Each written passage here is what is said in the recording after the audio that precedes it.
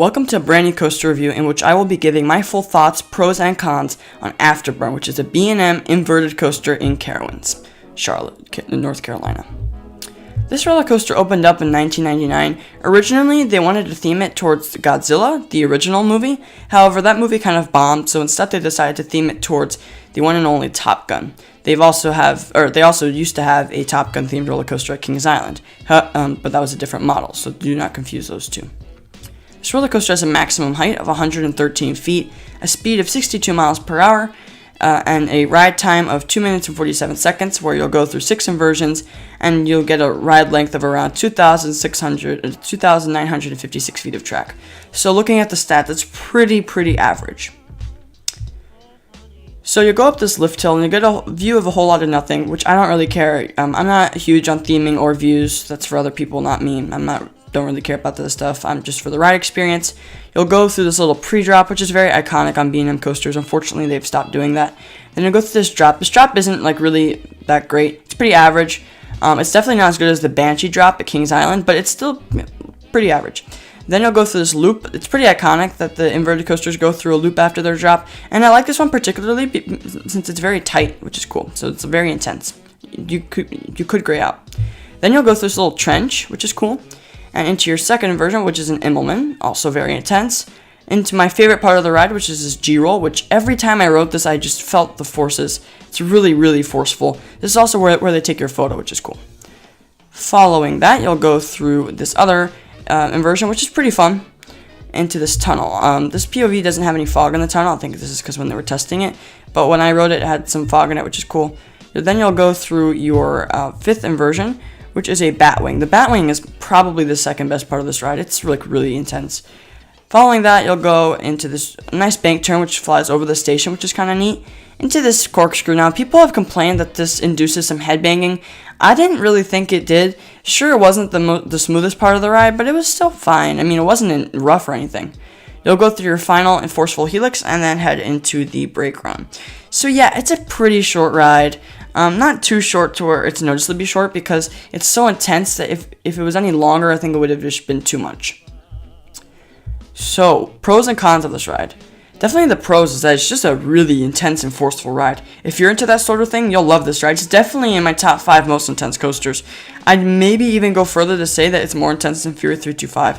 That's a bit of a stretch, but I could definitely see that. It pulls a lot of G's, and the elements are very tight, and it remains consistent throughout the entire ride. You start off going 65 miles per hour, and you end going probably a similar speed. This ride has really good pacing. Now, the cons is that, yeah, the last corkscrew felt kind of jerky. I mean, I'm definitely not a person that complains about that sort of stuff, but I am making this review to advise other people who may ride it in the future. So, yeah, definitely keep that in mind. If you're not a fan of, rough transitions or maybe even headbanging, yeah, you might get a little bit of that on this, especially in the back. Speaking of rows, which is the best row to sit on this ride? Personally, I prefer the back because it's very intense and you definitely get pulled over the elements a lot more. The front is good too because this is around like a plaza, so you get some cool views of the people walking around, which is neat. Let's talk about the theme for this ride. So this ride has a really cool plaza, just as I mentioned. It's themed towards the jet planes, so you'll see an awesome life-size model, and then every plane is themed after a different type of plane. So one's like a Hawk, and then the other one's like a Patriot sort of thing. It's cool. Yeah. So how does this stack up against the other B&M inverted coasters I've ridden? So let's establish which ones I have ridden. So I've ridden Great Bear at Hershey Park, Batman clones at Six Flags Parks, both of the Dragon Challenge coasters, Banshee at Kings Island, and then also Raptor at Cedar Point. And I have to say, this might surprise some of you, but this is actually my favorite inverted roller coaster because it's so intense. I love the theme. I love everything about this ride. I mean, even the color scheme is cool. There's nothing about this ride that I don't like. And that's the thing. But then it's hard to put this ride super high against other coasters like Fury 325 because there's only so much that you can do with an inverted coaster. As for how this ranks against other coasters at Carowinds, yeah, this is not better than Fury 325. However, I do actually rank this higher than Intimidator in the same park just down the corner. Now, that might seem a surprise to some people, and even though Intimidator is taller, faster, and a little bit longer, it does not beat the intensity of Afterburn whatsoever. Carowinds is probably in my top 4 parks for a reason, and Afterburn definitely adds to that. It's just a great addition for this park, and it really rounds up their layout nicely. It's just a really above average coaster. For a final score, I'm really tempted to give this an A-, but I think I'm going to give it a B+. I mean, it's really good, but it's hard to love these inverted coaster models because in the end of the day, I mean, they're kind of filler coasters.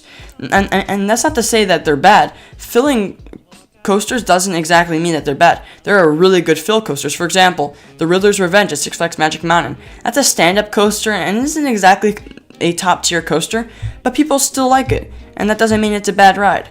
Now, if you take some filler coasters like maybe Hurler or Vortex in this park, yeah, those are filler coasters, and to be honest, they're not that great. So I think this is a great coaster, and it's a great addition for Carowinds. I love this coaster, and I hope you love this video.